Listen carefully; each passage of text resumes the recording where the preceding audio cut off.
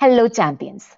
കഴിഞ്ഞ കുറേ വർഷമായി ഞാൻ ഒരുപാടധികം ടൈമാണ് പഠിക്കാനായി മാറ്റിവെച്ചത്. എൻ്റെ പഠന സെഷനുകൾ വെറും ഒരു 30 മിനിറ്റ്സ് മുതൽ പരീക്ഷാ സമയങ്ങളിലെ കഠിനമായ 18 മണിക്കൂർ മാരത്തോണുകൾ വരെ നീണ്ടിട്ടുണ്ട്. ഈ യാത്രയിൽ പല തവണ ഞാൻ ബേൺ ഔട്ട് ഫേസ് ചെയ്തിട്ടുമുണ്ട്. പക്ഷെ എൻ്റെ സ്റ്റഡി മെത്തേഡ്സ് ചേഞ്ച് ചെയ്തപ്പോഴത്തേക്കും പഠന സമയം കൂട്ടിക്കൊണ്ട് തന്നെ ബേൺ ഔട്ട് ആകാണ്ട് പഠിക്കാൻ എനിക്ക് സാധിച്ചു. നിങ്ങൾ ഇവിടെ ആദ്യമായിട്ടാണെങ്കിൽ ഹായ്, മോട്ടിവേഷൻ അൺലോക്ഡിലേക്ക് ഒരിക്കൽ കൂടി സ്വാഗതം.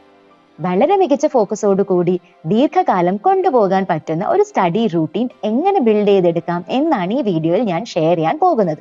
So let's begin.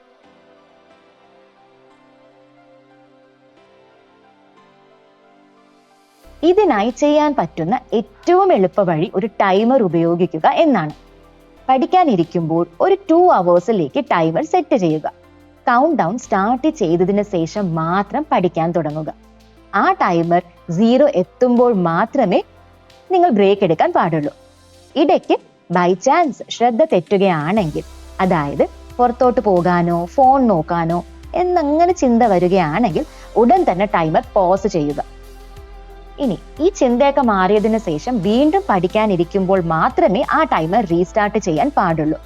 നിങ്ങളുടെ യഥാർത്ഥ പ്രൊഡക്ടിവിറ്റി ട്രാക്ക് ചെയ്യാൻ എനിക്ക് നൽകാൻ പറ്റുന്ന ഏറ്റവും മികച്ച ടിപ്പ് ഇതാണ്. അമിതമായ ക്ഷീണം ഒഴിവാക്കാൻ ദിവസത്തിൽ ഇത്തരം 2-3 സെഷനുകൾ മാത്രം പ്ലാൻ ചെയ്യുക.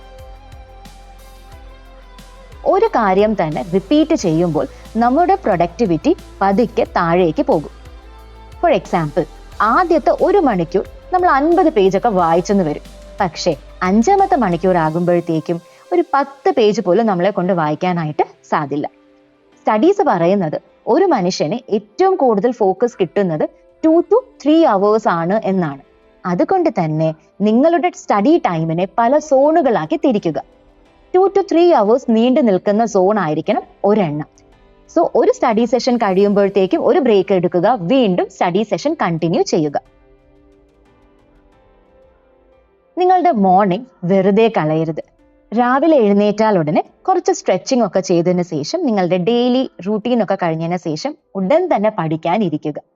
രാവിലെ ഉറക്കം എഴുന്നേറ്റ് കഴിയുമ്പോഴാണ് നമ്മുടെ മനസ്സ് ഏറ്റവും അധികം ഫ്രഷ് ആയിരിക്കുന്നത്. ആ സമയത്ത് നമ്മുടെ മൈൻഡിന് നല്ല ക്ലാരിറ്റി ആയിരിക്കും. കാര്യങ്ങൾ വേഗത്തിൽ ചെയ്ത് തീർക്കാനും നമ്മളെ കൊണ്ട് സാധിക്കും. സോ ആ മോർണിംഗ് ഉണ്ടല്ലോ, വിത്തൗട്ട് എനി ബേൺ ഔട്ട് നമുക്ക് കുറേ നേരം പഠിക്കാനായിട്ട് പറ്റും. ശ്രദ്ധ തെറ്റിക്കുന്ന വസ്തുക്കളിൽ നിന്നുള്ള ഫിസിക്കൽ ഡിസ്റ്റൻസ് വലിയ മാറ്റമുണ്ടാക്കും. ഇപ്പോൾ എൻ്റെ കേസിൽ ഫോണാണ് എനിക്ക് ഡിസ്ട്രാക്ഷൻ എന്ന് തോന്നുന്നെങ്കിൽ ആ ഫോൺ വേറെ റൂമിൽ മാറ്റി വെച്ചതിന് ശേഷം മാത്രം പഠിക്കാൻ ഇരിക്കുക. ഒരിക്കലും പഠിക്കുന്ന ടേബിളിനടുത്ത് ഫോൺ വയ്ക്കാൻ പാടേയില്ല. ഒരൊറ്റ ലക്ഷ്യത്തിലേക്ക് മാത്രം മനസ്സിനെ ഉറപ്പിച്ചു നിർത്തുന്ന പ്രത്യേക സമയങ്ങളിൽ ഒന്നാണ് ഫോക്കസ് അവർ.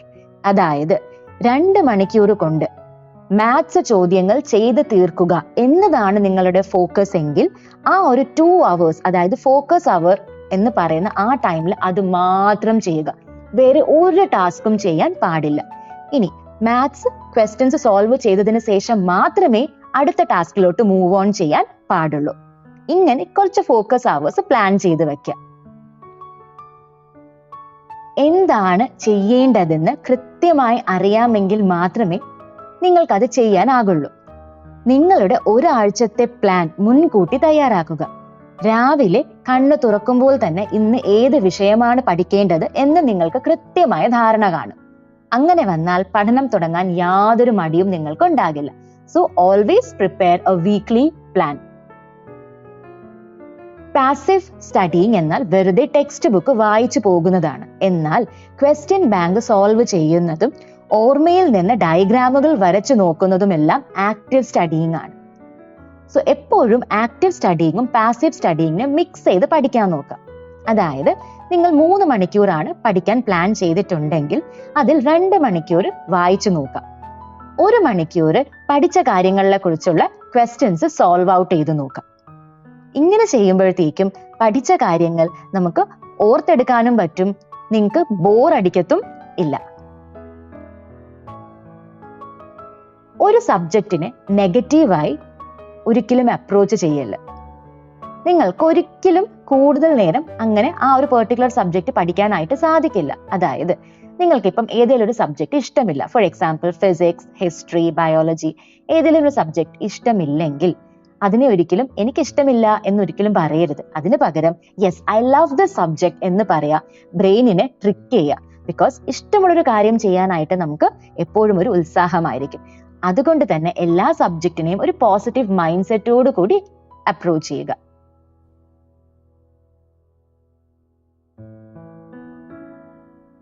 നിങ്ങൾക്ക് ബേൺ ഔട്ട് ഉണ്ട് എന്ന് തിരിച്ചറിഞ്ഞാൽ മാത്രമേ അത് സോൾവ് ചെയ്യാൻ പറ്റത്തുള്ളൂ. അപ്പൊ ആദ്യം തന്നെ ഇതിന്റെ ലക്ഷണങ്ങൾ എന്തൊക്കെയാണെന്ന് നോക്കാം. Decreased concentration, lack of focus, physical and mental exhaustion, no motivation, intense boredom. ഇങ്ങനത്തെ എന്തെങ്കിലും കാര്യം തോന്നിക്കഴിഞ്ഞാൽ ഇതിന്റെ അർത്ഥം ബേൺ ഔട്ട് സംഭവിക്കുന്നു എന്നുള്ളതാണ്. നിങ്ങൾ മാനസികമായി തളർന്നിട്ടുണ്ടെങ്കിൽ അതിന്റെ അർത്ഥം you have worked a lot എന്നുള്ളതാണ്. നമ്മൾ ഡെയിലി ലൈഫും സ്റ്റഡിയും ബാലൻസ് ചെയ്ത് പോകുമ്പോഴത്തേക്കും നമ്മൾ ഒരുപാടധികം സ്ട്രെസ് കൊടുക്കും. ഇങ്ങനെ ചെയ്യുമ്പോഴത്തേക്കും പഠിക്കാനുള്ളൊരു താല്പര്യം ഉണ്ടല്ലോ, അത് ഓട്ടോമാറ്റിക്കലി കുറഞ്ഞു പോകും. സോ ഇത് ഒഴിവാക്കാനായിട്ട് നിങ്ങൾ ഒരു ബ്രേക്ക് എടുക്കുന്നതായിരിക്കും നല്ലത്. ഇനി ഇതിനു വേണ്ടിയിട്ട് ഒരു വലിയ വെക്കേഷൻ വരാനൊന്നും കാത്തിരിക്കേണ്ട. വെറുതെ നിങ്ങൾക്ക് ബോറടിക്കുന്ന സമയത്ത് ഒന്ന് നടക്കാൻ പോകാം, 2-3 ദിവസം ഇഷ്ടമുള്ള ഏതെങ്കിലും സീരീസ് കാണാം, അല്ലെങ്കിൽ പുതിയൊരു ഹോബി പരീക്ഷിക്കാം.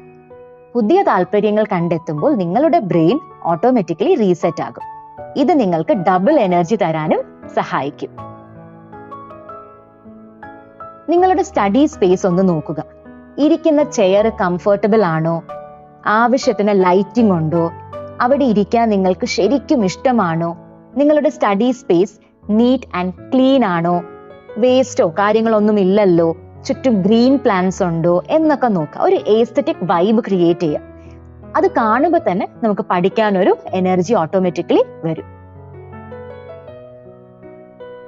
ചില സമയങ്ങളിൽ ഒറ്റയ്ക്കിരുന്ന് പഠിക്കുമ്പോൾ ഒരു ലോൺലിനെസ് നമുക്ക് ഫീൽ ചെയ്യും. ഇങ്ങനെ വരുമ്പോഴത്തേക്കും നിങ്ങൾക്ക് ഒരുപാടധികം ഇപ്പോൾ ലൈവ് വീഡിയോ ക്ലാസ്സസ് ഉണ്ട് ഇല്ലേ മക്കളെ? അപ്പൊ ഇങ്ങനത്തെ ക്ലാസ്സസുകളിൽ ജോയിൻ ചെയ്യാം. കമന്റ് ബോക്സിൽ ടീച്ചേഴ്സ് ചോദിക്കുന്ന ക്വസ്റ്റ്യൻസിന്റെ ആൻസേഴ്സ് കൊടുക്കുക. അപ്പം ഇങ്ങനെ നോക്കുമ്പോൾ ഒരുപാട് കുട്ടികൾ ആ ലൈവ് സെഷനിൽ കാണും. അപ്പൊ നിങ്ങൾക്കൊരു ആശ്വാസം കാണും, ഞാൻ മാത്രമല്ല ഈ ജേർണിയിൽ എന്നുള്ളത്. എന്നെ പോലെ തന്നെ ഒരുപാട് കുട്ടികളും ഇതിനു വേണ്ടിയിട്ട് ട്രൈ ചെയ്യുന്നു എന്ന്. ഇങ്ങനെ ചെയ്യുമ്പോഴത്തേക്കും നിങ്ങളുടെ ഒരു എന്താ പറയുന്ന ആ ഒരു ലോൺലിനെസ് ഉണ്ടല്ലോ, അത് കംപ്ലീറ്റ് ആയിട്ട് മാറിക്കിട്ടും. ആൻഡ് വീണ്ടും വീണ്ടും ആ ഒരു ജേർണിയിൽ മുന്നോട്ട് വരാനായിട്ട് ഒരു മോട്ടിവേഷൻ കിട്ടുകയും ചെയ്യും. എനിക്ക് നിങ്ങൾക്ക് തരാൻ പറ്റുന്ന ഏറ്റവും അവസാനത്തെ ടിപ്പ് ഈ ചാനൽ സബ്സ്ക്രൈബ് ചെയ്യുക എന്നതാണ്. ഇത് നിങ്ങളെ എപ്പോഴും മോട്ടിവേറ്റഡ് ആക്കി നിർത്താനും ഇതുപോലെ സ്റ്റഡി ടിപ്സ് നൽകാനും സഹായിക്കും.